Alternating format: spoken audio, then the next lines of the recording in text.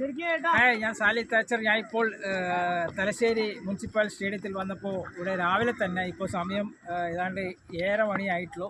കൊച്ചുകുട്ടികൾ, അതായത് നാളത്തെ ഭാവി, ഇന്ത്യൻ ഫുട്ബോളിൻ്റെ നാളത്തെ ഭാവി എന്ന് വേണമെങ്കിൽ നമുക്ക് പറയാം. ഈ പ്രായത്തിൽ കുട്ടികളൊക്കെ ഇവിടെ ഇങ്ങനെ കളിക്കുന്നു. ഇങ്ങനെ വളരെ ആകാംക്ഷയോട് കൂടിയിട്ട് ഇങ്ങനെ പ്രാക്ടീസ് ചെയ്തുകൊണ്ടിരിക്കുകയാണ്. ഞാൻ അപ്പോൾ വന്നപ്പോൾ പരിചയപ്പെട്ടപ്പോൾ ഇതിൻ്റെ പിന്നിൽ കിടക്കുന്ന ആൾ നമ്മുടെ സാറ്, കോച്ച് നിതിൻ സാറാണ്. അദ്ദേഹത്തെ നമുക്കൊന്ന് പരിചയപ്പെടാം. ആ സാറേ, വളരെ സന്തോഷമുണ്ട് ഇങ്ങനെ കുട്ടികൾ പ്രാക്ടീസ് ചെയ്യുന്നത്. ഇതാരാണ് ആക്ച്വലി ഇത് നടത്തുന്നത്? ഇത് നടത്തുന്നത് സ്പോർട്സ് കേരള ഫൗണ്ടേഷൻ്റെ കീഴിലാണ് ഇത് നടത്തുന്നത്. അതിൽ ഫുട്ബോൾ മാത്രമല്ല സ്വിമ്മിങ്ങും ഹോക്കിയും എല്ലാം പരിശീലിപ്പിക്കുന്നുണ്ട്.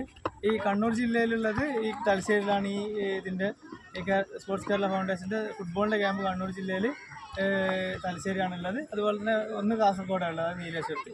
ഈ 2 ക്യാമ്പ് മാത്രമേ സ്പോർട്സ് കേരള ഫൗണ്ടേഷൻ്റെ ഇവിടെ നടക്കുന്നുള്ളൂ കേരളത്തിൽ.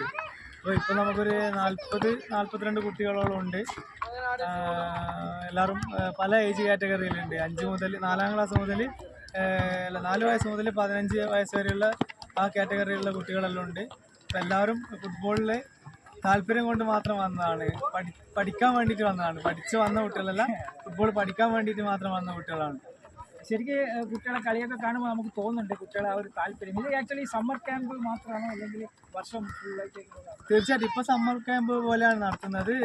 ഏപ്രിൽ 4-ാം തീയതി സ്റ്റാർട്ട് ചെയ്ത് മെയ് 31-ാം തീയതി എൻഡ് ചെയ്യുന്ന പോലെ സമ്മർ ക്യാമ്പായിട്ടാണ് നടത്തുന്നത്. അത് ഇനി തുടർന്ന് വരുന്ന മാസങ്ങളിൽ എങ്ങനെയായിരിക്കും എന്നുള്ളത് ഇതിൻ്റെ CEO തന്നെയാണ് പറയുന്നത്, സ്പോർട്സ് കേരള ഫൗണ്ടേഷൻ.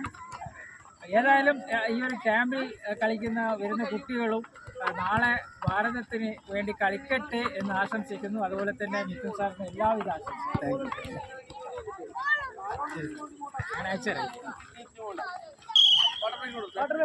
വെള്ളം കുടിച്ചോ പോയിട്ട് വെള്ളം കുടിച്ചിട്ടോ.